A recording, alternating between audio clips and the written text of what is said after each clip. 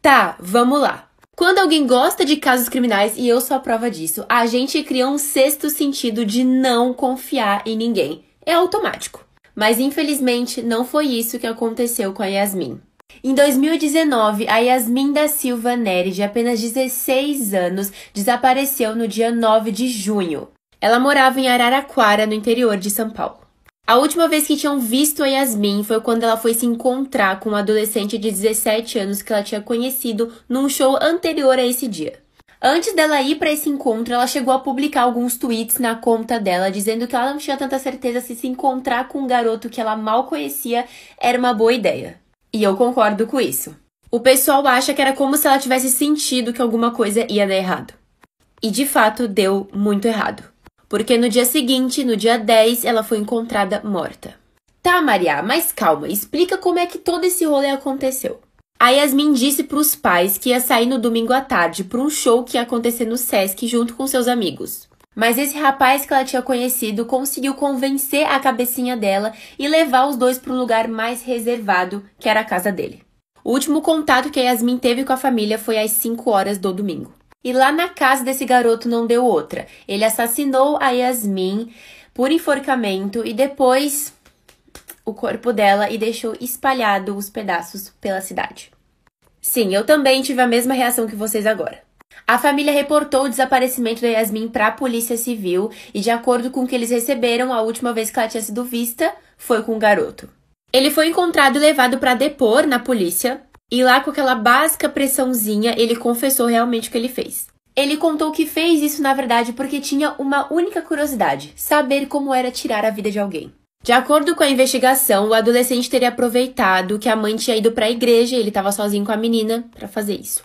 Para cometer o crime, ele teria pedido para Yasmin fechar o olho e imaginar um lugar lindo que os dois poderiam estar juntos. E foi nesse momento, nessa deixa, que ele aplicou o golpe de enforcamento nela. Porém, entretanto, todavia, Maria, não foi tão fácil assim e a Yasmin conseguiu se defender dando uma facada na perna dele. Mas infelizmente ele era mais forte que ela e conseguiu detê-la.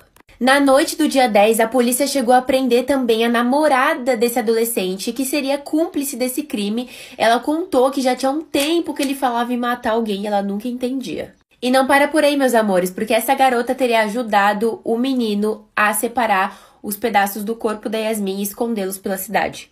O casal foi levado para a unidade de internação e permanecem lá até hoje. E a polícia segue tentando encontrar o resto do corpo da Yasmin. O caso criminal que inspirou memes, músicas, fanarts e até mesmo cosplays. Sim, é isso mesmo que vocês ouviram, vocês pediram muito para eu contar esse caso da Nevada Tan. A Natsumi Tsuji tinha 11 anos em 2004, quando esse caso aconteceu lá em Sasebo, que fica em Nagasaki, no Japão. Ela era aquele tipo de aluna que tinha notas excelentes, o QI dela era de 140 pontos, então ela era muito conhecida na escola de Okuboko, que era uma escola elementar, pela sua inteligência. Além disso, ela era apaixonada por cinema, pela internet e por estudar. Ela tinha uma amiga que tinha 12 anos nessa época, que se chamava Sotomi. As duas eram muito próximas, faziam tudo juntos, só que parece que depois de algum tempo essa amizade começou a ficar meio abalada, porque elas começaram a ter várias discussões, como quem era mais popular do que quem, e por aí vai. Além disso, nessa época também a Natsumi começou a consumir vários filmes e livros que tinham coisas muito violentas. Dentre eles, esse livro aqui, que é o Battle Royale, que é um livro muito conhecido lá no Japão, e é extremamente violento, e parece que depois disso ela começou a mudar muito o comportamento dela, né, por causa dessas discussões que elas estavam tendo.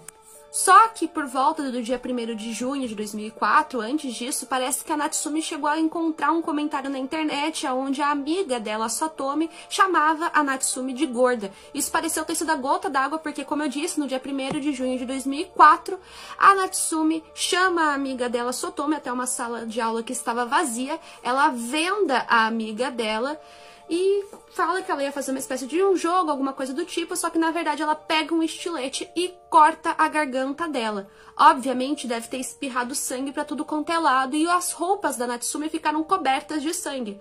A Natsumi friamente foi até a sala de aula, o professor viu ela coberta de sangue e chamou a polícia. O Japão, de certa forma, é muito discreto com casos que envolvem crianças, então a Natsumi foi internada numa espécie de instituição para menores de idade por 9 anos. Então ela já foi solta, mas ninguém sabe como que ela está, ela deve ter trocado de nome. Mas o que se sabe é que esse caso inspirou vários memes, várias fanarts na internet, o que eu particularmente acho extremamente absurdo. E vocês? O que vocês acham sobre isso? Ela acabou ficando conhecida como Nevada Tan, porque em uma das fotos, né, que acredita-se que tenha sido tirada no dia que esse caso aconteceu, ela tá usando um moletom escrito Nevada, por isso que a galera começou a chamar ela assim. Meu Deus, meu Deus, meu Deus. Eu tinha esquecido completamente desse caso, e agora com esse vídeo, eu percebi o pouco de gente que fala sobre ele, e assim, é muito louco. Então eu vim contar. 2 homens estavam vasculhando as antigas instalações de um instituto de radioterapia que ficava localizado lá no centro de Goiânia. Foi aí que eles acabaram se deparando com um aparelho de radioterapia totalmente abandonado. Esse objeto foi recolhido por eles com a ajuda de uma máquina e de um carrinho de mão e levado até a casa de um dos homens. O principal objetivo dos homens de início era lucrar com a venda desse objeto, mas o que eles não sabiam era com o que eles estavam mexendo. Eles conseguiram vender as partes de metal que tinha no aparelho. O que sobrou do aparelho e não foi vendido foi dado a um cara que era dono de um estabelecimento, que por um acaso, quando ele foi destruir o resto que tinha sobrado do aparelho, ele não percebeu que ele expôs para o meio ambiente o cloreto de césio 137. Tá, o que é isso, Maria? Ele é um pozinho branco bem parecido com um sal que no escuro brilha igual uma luz neon. Esse homem ficou tão encantado com a luz azul que era emitida pelo aparelho que resolveu mostrar para a vizinhança, para os familiares, para todo mundo. Para vocês terem noção, as pessoas ficaram tão chocadas com o brilho que aquilo emitia que acharam que estavam até brincando com algo sobrenatural. Essas pessoas acabaram até levando isso para casa, como pequenas amostras. Mas é aí que veio o problema todo. Algumas horas após entrarem em contato com essa substância fluorescente que saía do aparelho, algumas pessoas começaram a demonstrar alguns sintomas, como náuseas, tonturas. Quando as pessoas piscaram o olho, os hospitais já estavam cheios de gente, todos com o mesmo sintoma, e os médicos não sabiam o que fazer. Alguns hospitais até chegaram a achar que, na verdade, os médicos estavam com alguma doença e contaminando os pacientes. Somente no dia 29 de setembro de 1987, após uma mulher ter levado parte do aparelho para a vigilância sanitária, conseguindo identificar assim que aquilo se tratava de uma contaminação radioativa. Eles conseguiram ajudar alguns pacientes a se recuperarem disso, mas não deixou com que outras pessoas viessem a óbito, infelizmente. Já no ano de 1996, a justiça condenou por homicídio culposo, que para quem não sabe é quando não há intenção de matar, 3 funcionários e sócios do antigo Instituto de Radioterapia de Goiânia. Até hoje, esse acidente foi o maior do Brasil e do mundo. Loucura, né?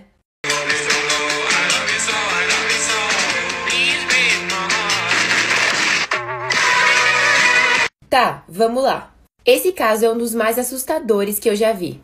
Sério, eu fico sem palavras pra ele. A Skylar Neese, de 16 anos, morava numa pequena cidade na Virgínia Ocidental, nos Estados Unidos. Ela era filha única do casal David e Mary e era considerada uma menina muito doce e divertida e tirava muitas notas boas no colégio.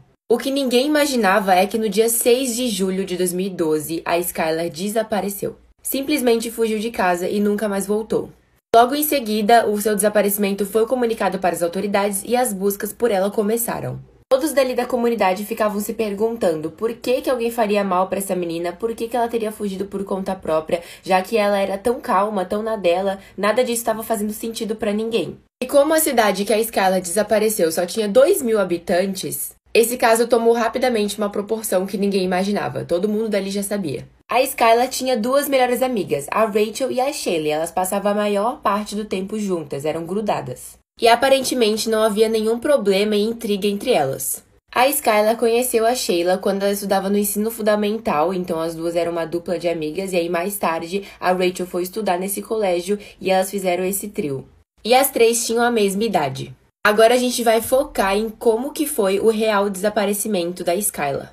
Na noite do dia 5 de julho de 2012, a Skylar saiu do seu trabalho, ela trabalhava numa lanchonete de fast food, e foi em direção à sua casa. Mais tarde, ela resolveu sair do apartamento dos seus pais sem que eles notassem. E foi fácil, já que eles moravam no primeiro andar do prédio, então ela pulou pela janela e não era uma altura muito alta. Na manhã seguinte, os pais perceberam a janela aberta e as câmeras de segurança do prédio flagraram realmente a Skylar saindo. Porém, não tinha nenhum carro ou alguma pessoa esperando por ela no lado de fora. E foi bem nesse momento que os pais ligaram para a polícia.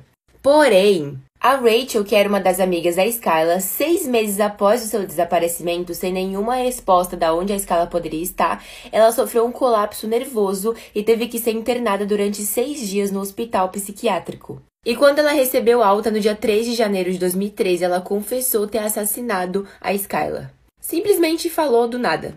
Tá, Maria, mas a Rachel fez isso sozinha? Não, a Sheila também teria participado do crime. Então a Rachel acabou indicando para os policiais aonde ela teria escondido o corpo junto com a Sheila. Tá, Maria, mas como que elas planejaram esse assassinato? Como que tudo isso ocorreu? Aquele dia que a Skylar saiu de casa, elas tinham dirigido até uma região remota para conversarem e usarem maconha. Aí a Skylar simplesmente foi buscar um isqueiro e quando voltou, as amigas a esfaquearam cerca de 50 vezes. Elas foram declaradas culpadas e presas pela justiça.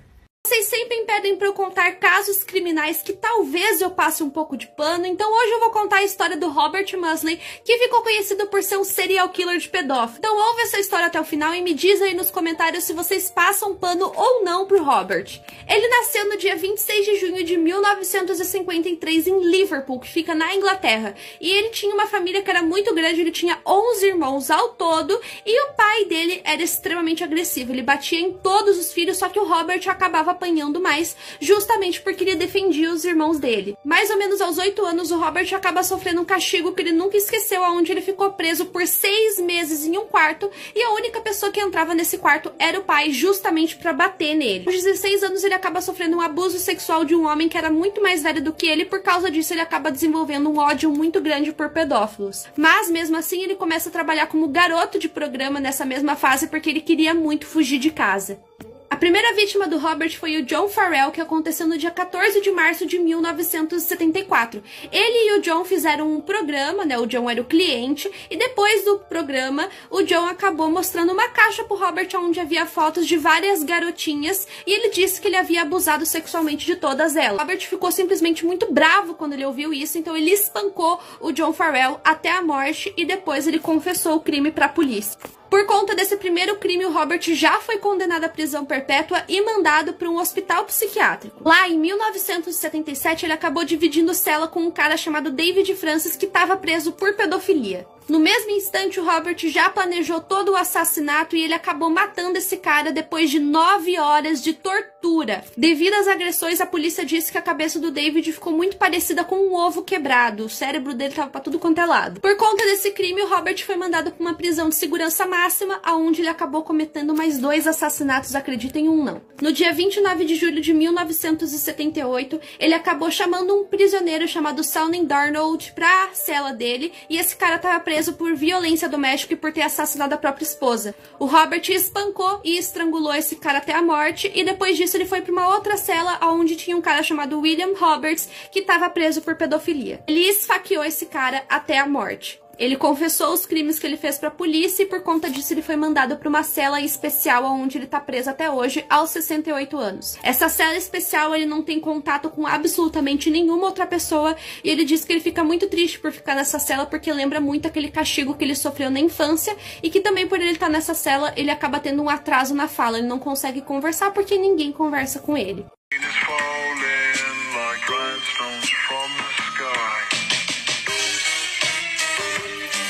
Tá, vamos lá. Eu juro, vocês vão ficar assim, ó, com esse caso. Vocês também concordam que a infância é um fator decisivo na personalidade de uma pessoa? Tipo, dependendo de como as pessoas passam os primeiros dias da vida dela, pode ser tipo um cheque no final, de como ele vai se tornar futuramente. O Albert Fish nasceu em 1870 em Washington, nos Estados Unidos. O seu pai já tinha 75 anos quando ele nasceu, então isso fez com que ele ficasse órfão muito cedo, infelizmente. Isso fez com que ele fosse levado a um orfanato e ele passou alguns anos da sua vida lá. Só que isso gerou muitos traumas para ele. Para vocês terem uma pequena noção, ele era judiado, chicoteado por outras pessoas dentro do lugar. Aí vocês devem estar pensando, tadinho dele. Mas é aí que vem o mais bizarro. Ele gostava disso, ele sentia prazer sentindo dor. sadomasoquista, eu diria. Ele sentia atração por crianças menores de 6 anos.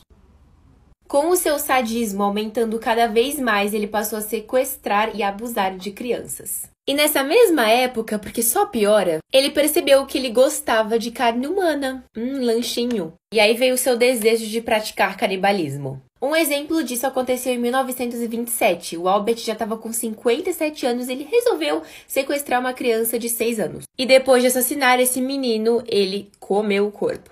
Sem muitos detalhes pra gente não sair traumatizado. Já em 1928, o Albert leu um anúncio no jornal de que um menino chamado Edward, ele tinha 18 anos, estava procurando um emprego na cidade. E aí, Maria, o que o Albert decidiu fazer?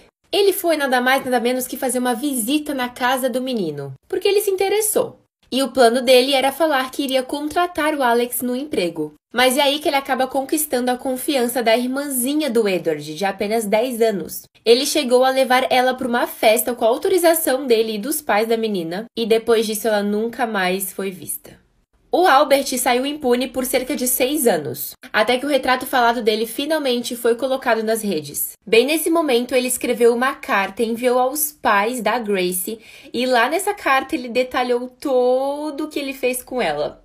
E é bizarro, é muito horrível. Depois de ter cometido diversos assassinatos, o Albert foi encontrado dentro de casa. Ele tentou se defender da polícia, mas não adiantou e foi levado preso. Na sua confissão, ele disse que mais ou menos molestou 400 crianças e matou pelo menos 23. E é sempre bom relembrá-los que ele cozinhava todos eles. Um tempo depois, ele morreu na cadeira elétrica. Calma, não vai embora ainda. Não deixe de fazer a sua rendinha extra pelo celular clicando aqui no link da minha bio. Eu sei que você também ama ganhar dinheiro. Então já faz como eu e clica aqui na bio.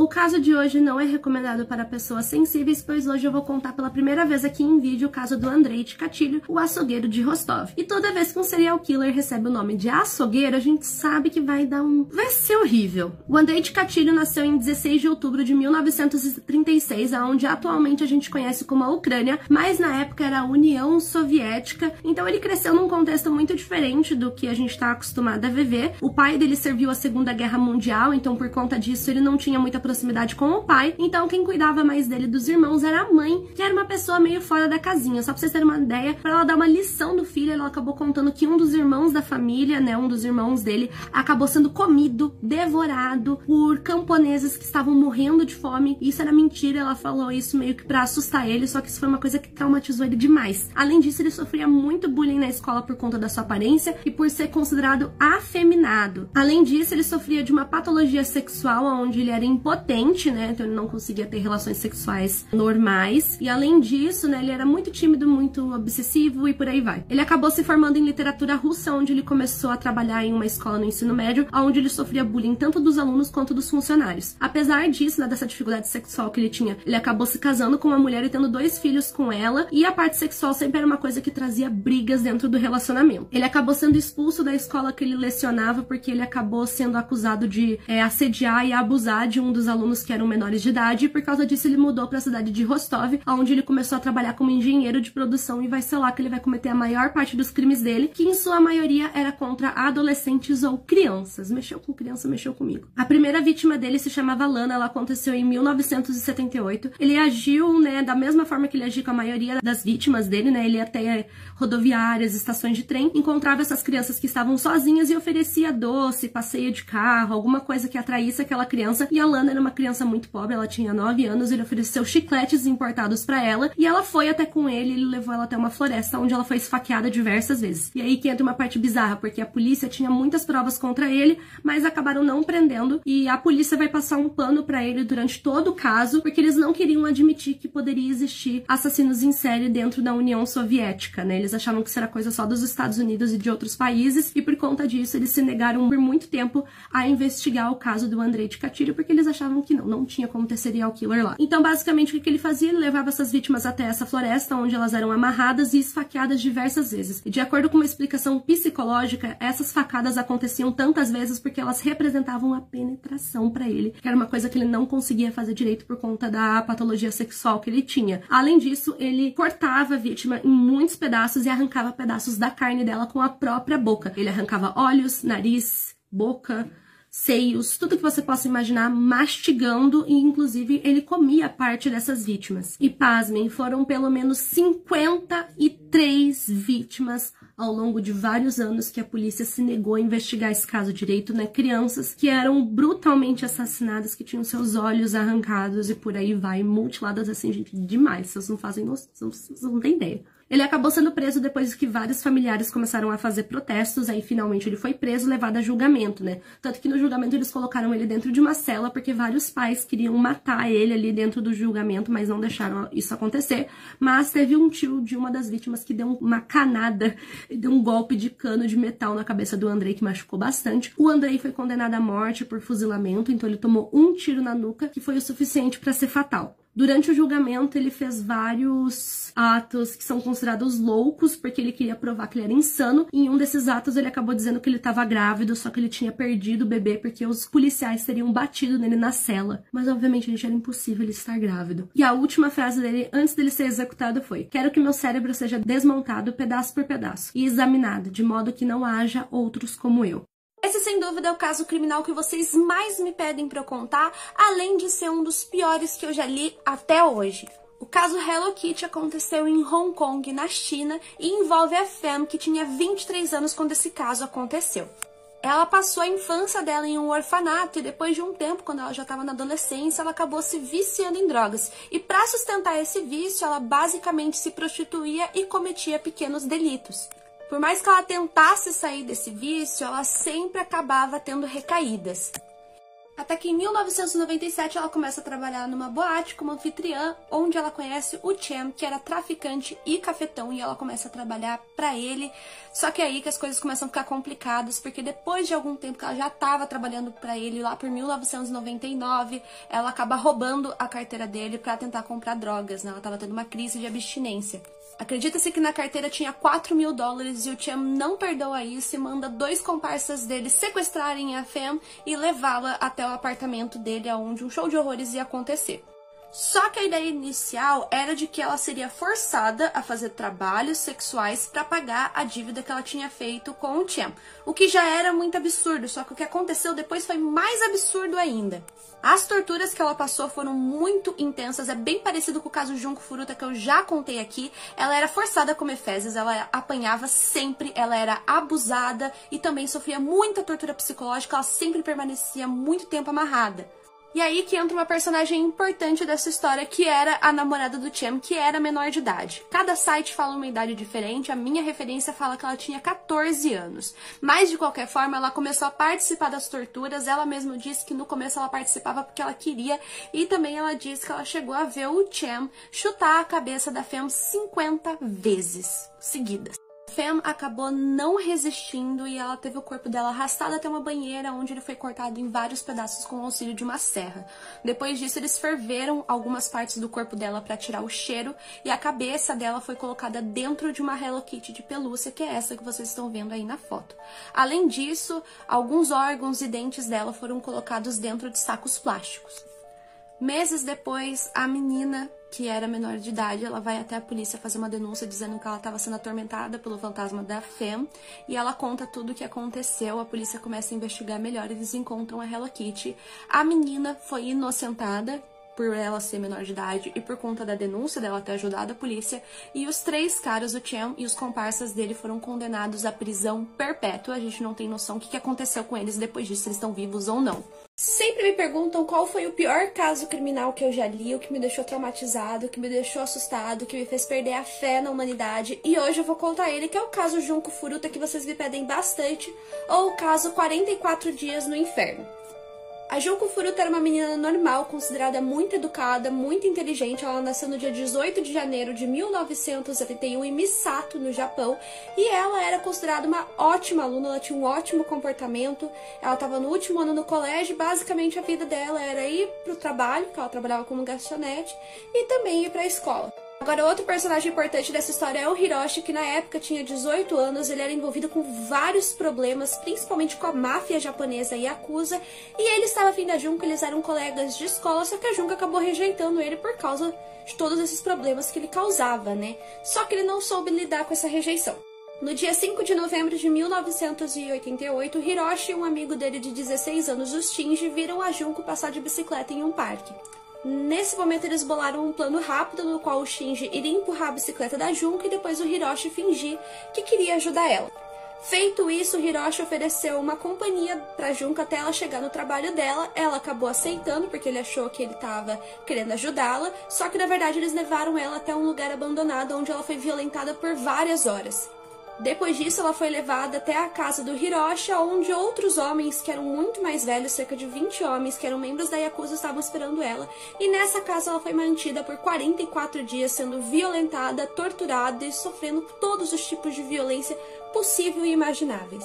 Nesses 44 dias, ela foi amordaçada, agredida por pesos de academia, queimada por cigarros, por velas. Eles introduziram várias coisas dentro dela, se é que vocês me entendem, como lâmpadas ligadas e até mesmo fogos de artifício. Eles ligaram fogos de artifício dentro dela.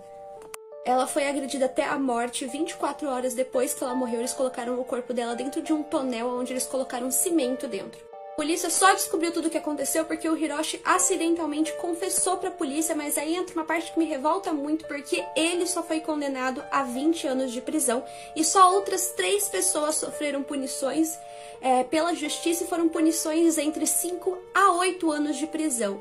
Ou seja, teoricamente, todas as pessoas envolvidas que foram presas já estão soltas, a gente não sabe se eles estão vivos ou não, porque eles tiveram o direito de ter o rosto deles protegido e de trocarem de nome, ou seja, eles são protegidos pela própria justiça do Japão.